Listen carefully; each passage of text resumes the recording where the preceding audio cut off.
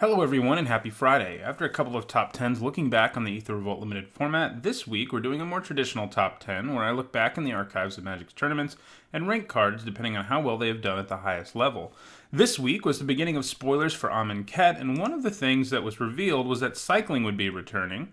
Archfiend of Ifnir was revealed, and he has cycling, and he gives you a bunch of value if you can use other cards with cycling, meaning that this old mechanic, which first debuted in Urza's block and has appeared several other times in Magic's history, is coming back again.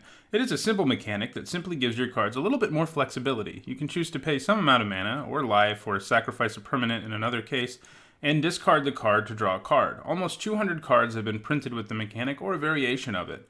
This made me wonder what cards with cycling have done the best in Magic's history. Any card with any type of cycling was fair game for this list. This included the more traditional kind of cycling that appears on the Archfiend here, but also land cycling. Before we get started, let's give a quick reminder on how I score the cards on these lists. Cards receive points depending on how many Grand Prix or Pro Tour top 8s they've received, with a Pro Tour top 8 worth twice as much as a Grand Prix top 8. The cards in this list are arranged numbers 10 through 1, with the highest score being found at number 1. Legacy and Vintage Championships, as well as Worlds, are also scored as Pro Tour top 8s, as they represent high levels of play in those particular formats, despite not actually being Pro Tours. In addition to the 10 cards on this list, you can find every card with cycling that is managed at least 1 point in the description below.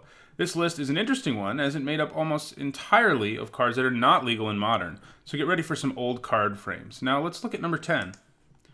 So I mentioned there were some variations on cycling. Land cycling is one of those, and Eternal Dragon has it, allowing you to search your library for a plains for the cost of 2 mana and discarding the dragon.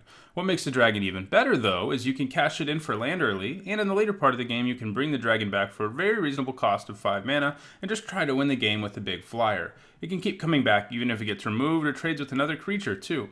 Eternal Dragon already had a decent shot at seeing play, but Wizards was kind enough to push cycling and onslaught block, and as a result, the dragon was even better than he looked in a vacuum. 2 cards were printed that made you want to shove as much cycling as possible into your deck: Astral Slide and Lightning Rift. 2 cards to mention early on in this list anyway, because they had a big effect on how often many of the cards on this list saw play. Slide could perform a number of functions, stopping creatures from attacking you, saving your creatures from removal, and imbuing into the battlefield abilities. Lightning Rift was a little less elegant, just looking to damage the opponent or kill creatures. Cycling was pushed so hard that at Worlds in 2004, which was a standard format Pro Tour basically, 3 of the top 8 decks were built around Astral Slide, and Eternal Dragon appeared in all of these, but he also appeared in a 4th deck in the top 8, which was just a ramp deck, indicating that he's powerful outside of the cycling mechanic. Lightning Rift and Astral Slide were both powerful enough cards, especially in conjunction with the older cards with cycling from Urza's block, that Eternal Dragon also picked up a couple of top 8s in Legacy decks built around the cycling mechanic. Today, Eternal Dragon is an EDH staple, but he doesn't see play in any of the Eternal formats. Kind of ironic, actually, given his name. On to number 9. At number 9, we have Wild Dogs. It's tied with Eternal Dragon in terms of points, but I gave Wild Dogs the edge because of more Pro Tour top 8s. Anytime I start putting one of these top 10s together, I have some guesses about cards that will appear on this list. Sometimes my assumptions are correct, sometimes they aren't. But I'll tell you on one thing about this list: Wild Dogs didn't even cross my mind when I was thinking about cards with cycling that had put up some good tournament finishes. I kind of forgot the card even existed. A pretty terrible creature by today's standards, as a 1-mana 2/1 who betrays you if your opponent has more life, which was a pretty good aggro creature in its day, is pretty bad. Other than Savannah Lions back in the day, you just didn't get 1-mana 2/1s who had no drawback. And the good news was, if you're running an aggro deck, your opponent is probably going to have less life than you for the majority of the game.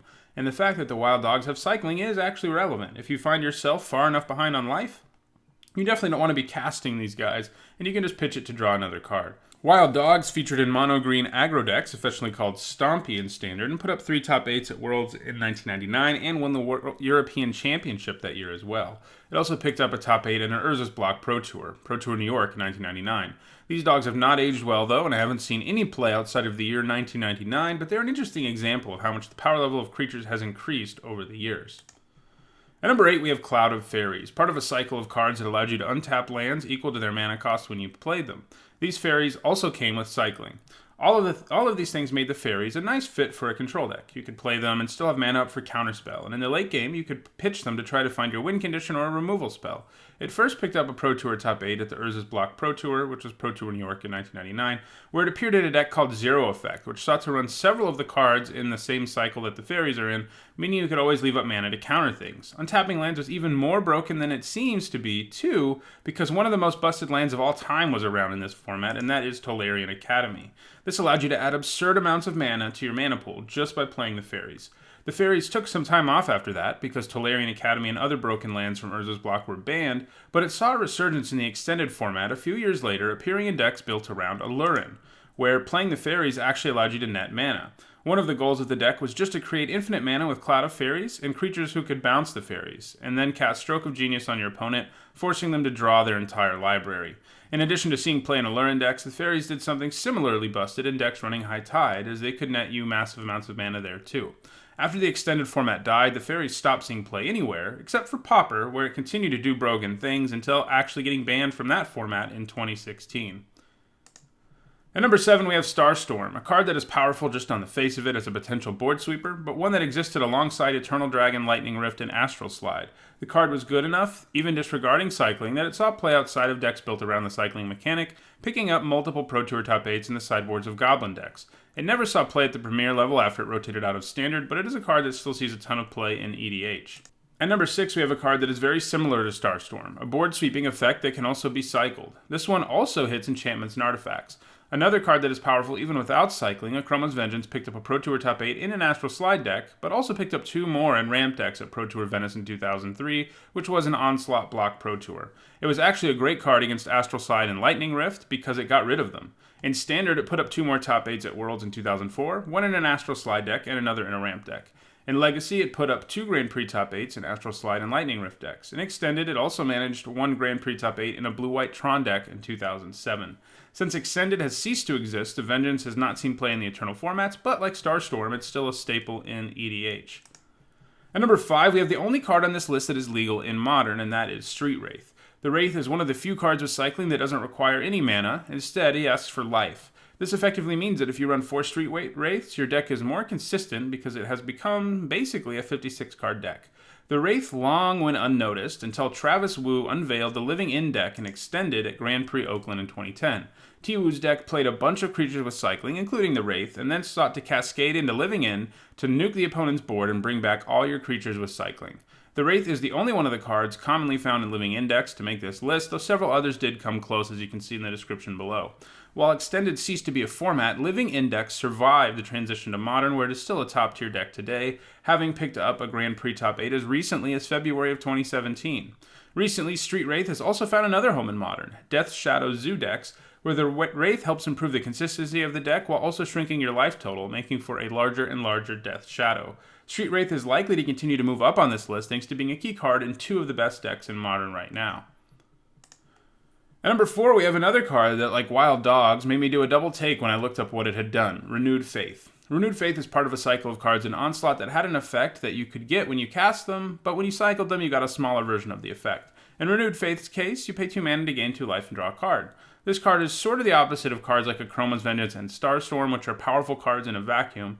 Renewed Faith really needed Astral Slide decks to exist to put up the numbers it did, as in a deck that doesn't have a ton of synergies for cycling, it isn't that great. It did see a little bit of play in sideboards of decks without Astral Slide, since life gain is often quite powerful against aggro decks and burn decks, namely in Mirari's Wake decks at Worlds in 2003, but all of the rest of its play was in Astral Slide decks across various formats. At number 3, we have Decree of Justice. Kind of an unwieldy sorcery if you just tried to hardcast it. Decree of Justice was usually better when you cycled it, since you got to pay any amount of mana to make a bunch of soldier tokens. This was one of the ways that Astral Slide decks could win the game. After tormenting you constantly by flickering your creatures, they eventually would just cast a huge Decree of Justice to make a bunch of soldiers. But Decree of Justice also had a home in ramp decks, such as those running Mirari's Wake or the Tron lands, where it was possible to also pump out a ton of Angel tokens. It hasn't seen play in older non-rotating formats, so it seems likely that Street Wraith eventually climbs past it. At number 2, we have another card from Onslaught Block, Gem Palm Incinerator. Gem Palm Incinerator is part of a tribal cycle of cards that all cycled. In addition to drawing you the card, it gave you an added benefit. In the Incinerator's case, this meant doing damage to a creature equal to the number of goblins you controlled. Easily the best of the Gym Palm cycle, the Incinerator could be cycled for 1 in a red to do damage to a creature equal to the number of goblins you control, and this usually was basically an instant speed, destroy target creature, draw a card for 2 mana. In a pinch, he could also join the fray, but he mostly functioned as a removal spell. Like many of the cards on this list, he also benefited from the existence of a deck built around Astral Slide and Onslaught block because it meant he not only appeared in Goblin decks, but also decks built around that powerful enchantment. And at number 1, we actually have 3 cards. 3 of the 5 cycling lands from Onslaught block that cost only 1 colored mana to cycle. All 3 of these would have made the list, but I figured having them take up 3 separate slots would make for a fairly uninteresting list. Tranquil Thicket is the legit number 1 on this list. Forgotten Cave would have come in at number 7, and Barren Moor at number 8. Lands with cycling are great, and I hope some of them show up in Amonkhet too, because they do a good job of lessening mana flooding without doing anything too broken.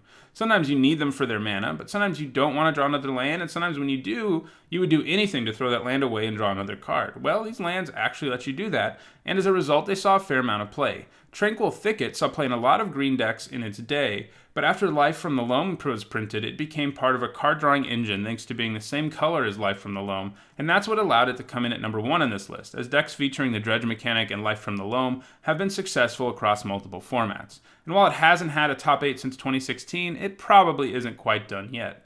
Forgotten Cave and Barren Moor have less interesting histories. The Cave was played in Goblin decks, which rarely needed more than 2 lands in play, so provided a way to avoid flooding, and of course, also in Astral Slide and Lightning Rift decks. It has seen some play in Life from the Loam decks too, but has only managed 1 top 8 in 1, paling in comparison to Tranquil Thicket.